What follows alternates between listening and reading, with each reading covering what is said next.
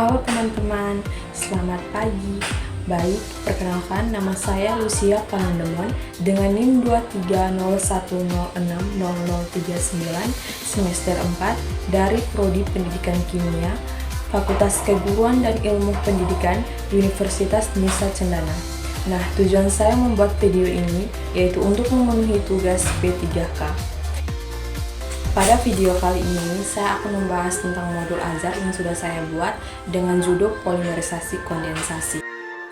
Pada modul ajar ini terdapat dua pokok inti. Yang pertama itu informasi umum, yang kedua komponen inti. Nah, pada informasi umum ini terdapat beberapa langkah-langkah penyusunannya. Yang pertama itu identitas modul. Nah, pada identitas modul yang sudah tertera pada slide ini, nah, penyusunannya itu ya saya sendiri karena modul ajarnya saya yang buat. Nah, pada mata pelajarannya itu kimia, tahun ajarannya yaitu 2024 sampai 2025. Kelas 12 dan fase yang saya gunakan itu fase F.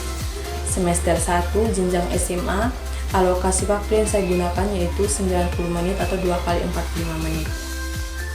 Langkah yang kedua yaitu kompetensi awal. Kompetensi awal yang dimiliki peserta didik untuk mencapai pembelajaran pada modul ini adalah memahami tentang reaksi kondensasi, jenis monomer yang terlibat, dan produk yang dihasilkan. Langkah yang ketiga yaitu profil pelajar Pancasila. Adapun profil pelajar Pancasila yang digunakan, yang pertama itu beriman, bertakwa kepada Tuhan Yang Maha Esa, yang kedua mandiri, yang ketiga bernalar kritis, dan yang keempat gotong royong. Nah, pada langkah yang keempat ini adalah sarana dan prasarana. Sarana dan prasarana yang digunakan yaitu yang pertama modul ajar, yang kedua LKPD, yang ketiga laptop, dan yang keempat alat tulis. Pada langkah yang kelima yaitu target peserta didik. Pada modul ini peserta didik yang menjadi target yaitu yang pertama peserta didik reguler atau tipikal. Umum tidak kesulitan dalam mencerna dan memahami materi yang diajarkan. Yang kedua, peserta didik dengan gaya belajar yang berbeda, seperti auditori, visual, dan kinestetik. Yang ketiga, peserta didik dengan pencapaian tinggi, mencerna dan memahami dengan cepat, mampu mencapai keterampilan berpikir tingkat tinggi atau HOTS, dan memiliki kemampuan memimpin. Pada langkah yang keenam yaitu pendekatan model dan metode pembelajaran yang digunakan. Nah, pendekatan pada model ini yaitu STEM, yaitu seni, teknologi, rekayasa, seni, serta matematika.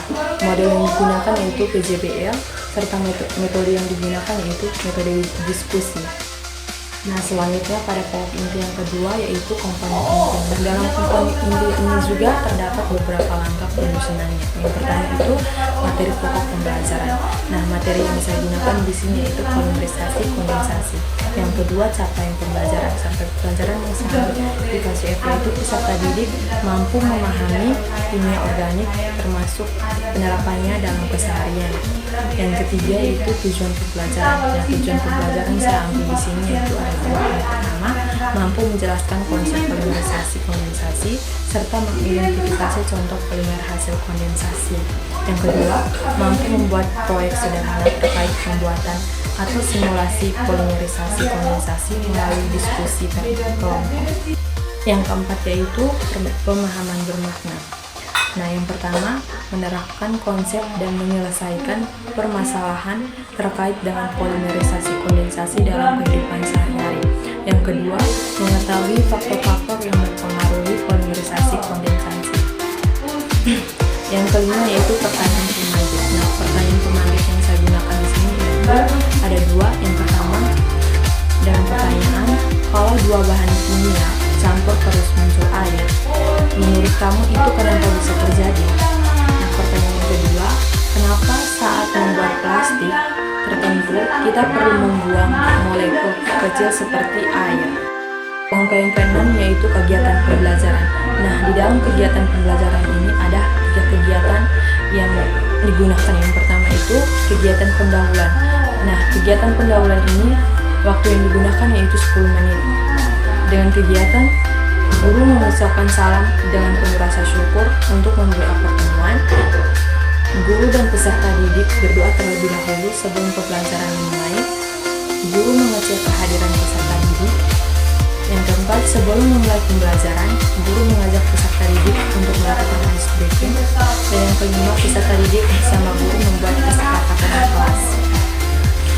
persepsi yang digunakan yaitu guru mengaitkan materi dengan memberikan pertanyaan. Mengapa pelepasan molekul kecil seperti air sangat penting dalam polimerisasi fermentasi?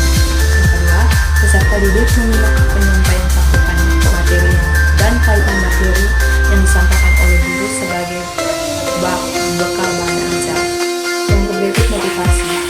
Yang pertama, memberikan gambaran mengenai materi yang akan dipelajari. Yang kedua, menyampaikan tujuan pembelajaran. Yang ketiga, menentukan pertanyaan awal. Kegiatan yang kedua itu kegiatan umum. Waktu yang digunakan 70 menit. Yang pertama, menentukan proyek, yaitu guru memberikan suatu masalah yang berkaitan dengan polimerisasi kondensasi dalam kehidupan sehari-hari, atau guru menampilkan contoh video eksperimen sederhana. Yang kedua, perencanaan proyek, yaitu peserta didik membentuk kelompok. Guru memberikan LKPD yang digunakan untuk merancang dan melakukan percobaan.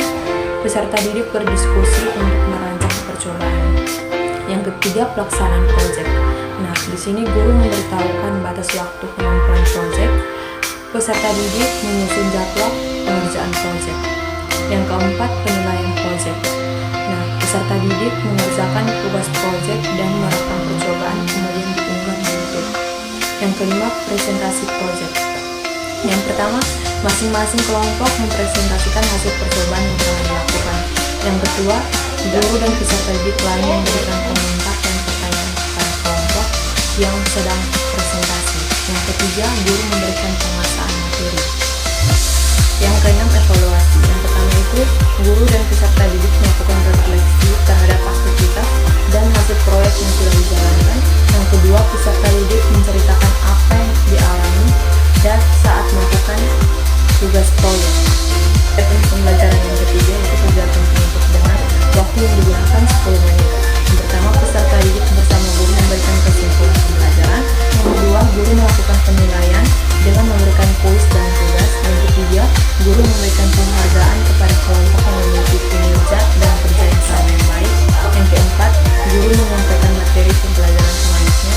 Yang kelima, guru dan peserta didik melakukan doa penutup. Dan yang keenam, memberikan salam. Yang berikut, asesmen diagnostik non-kognitif. Asesmen diagnostik adanya penilaian asesmen diagnostik kognitif dan asesmen diagnostik non-kognitif. Nah, ada dua asesmen yaitu asesmen formatif dan sumatif. Pada asesmen formatif, penilaian yang digunakan yaitu penilaian sifat, contohnya penilaian antar teman. Nah, keterangan yang digunakan yaitu S baik atau sangat baik, B baik, C cukup, A kurang, dengan indikatornya masing-masing. Rubrik penilaiannya yaitu K sama dengan 1, C sama dengan 2, B sama dengan 3, SB sama dengan 4. Atau nilai sama dengan skor perolehan dibagi skor maksimum dikali 100. Keterangan skor yang diperoleh 4 jika 4 indikator yang terlihat, 3 jika 3 indikator yang terlihat, 2 jika 2 indikator yang terlihat, 1 jika 1 indikator yang terlihat. Kriteria nilai A sama dengan 80 sampai 100 itu baik sekali, B 70 sampai 79 itu baik, C 60 sampai 69 itu cukup, D kurang dari 60. Yang berikut asesmen diagnostik kognitif. Dengan pertanyaan yaitu apa yang dimaksud dengan polimerisasi kondensasi. Yang kedua, mengapa reaksi polimerisasi kondensasi selalu menghasilkan produk sempurna seperti air atau muntahan, dengan jawaban yang sudah tertera pada slide. Selanjutnya, rubrik penilaian proyek. Aspek penilaian menggunakan yaitu pemahaman konsep, perencanaan proyek, kolaborasi tim, pelaksanaan proses pelaksanaan, produk akhir, serta presentasi. Ada 4 skor yang digunakan yaitu skor 4, skor 3, skor 2, serta skor 1. Pada pemahaman konsep, skor 4 yaitu pemahaman mendalam dan tepat. Skor 3, pemahaman mendalam dan kurang tepat. Skor 2, pemahaman dasar kurang tepat. Skor 1, pemahaman kurang mendalam dan kurang tepat. Yang berikut saya akan membahas tentang lembar kerja peserta didik dengan judul polimerisasi komunikasi atau pelajaran kimia semester 1 SMA kelas 12. Perlu diketahui dalam pembuatan LKPD adapun identitas modul seperti kelompok berapa serta nama kelompok yang bersangkutan. Yang kedua, capaian pembelajaran.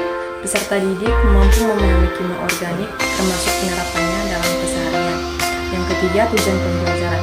Nah, tujuan pembelajaran dalam modul ini yaitu mampu menjelaskan konsep polimerisasi serta mengidentifikasi contoh polimer hasil kondensasi. Yang keempat, kegiatan siswa. Ada 4 kegiatan siswa yang dilakukan. Yang pertama itu menentukan kelompok sebanyak 3 kelompok. Yang kedua, didiskusikan setiap pertanyaan yang ada pada LKPD. Yang ketiga, mempresentasikan hasil kerja kelompok masing-masing, sedangkan kelompok lain memperhatikan presentasi yang disampaikan dan memberikan tanggapan. Yang keempat, pengumpulan hasil kerja kelompok kepada guru. Langkah yang kelima yaitu menentukan proyek. Peserta didik diminta untuk merancang suatu percobaan yang berkaitan dengan pembuatan bioplastik ramah lingkungan dari bahan alami. Yang keenam, perencanaan proyek. Perencanaan proyek ini menggunakan langkah-langkah sebagai berikut. Yang pertama, tujuan eksperimen. Yang kedua, alat dan bahan. Yang ketiga, langkah kerjanya. Yang ketujuh, pelaksanaan proyek. Susun rancangan jadwal proyek yang akan dilakukan menggunakan tabel. Yang kedelapan, penilaian proyek. Peserta didik mengerjakan tugas proyek dan merekam percobaan, kemudian diunggah di YouTube dan di link YouTube dikirim ke guru. Yang kesembilan, presentasi proyek. Dari proyek yang telah dilakukan, presentasikan hasilnya di depan kelas dan tuliskan hasil pengamatan yang diperoleh beserta tampilan video hasil percobaan. Yang ke-10 yaitu evaluasi atau refleksi individu dengan beberapa pertanyaan. Yang pertama, apa peranmu dalam proyek ini?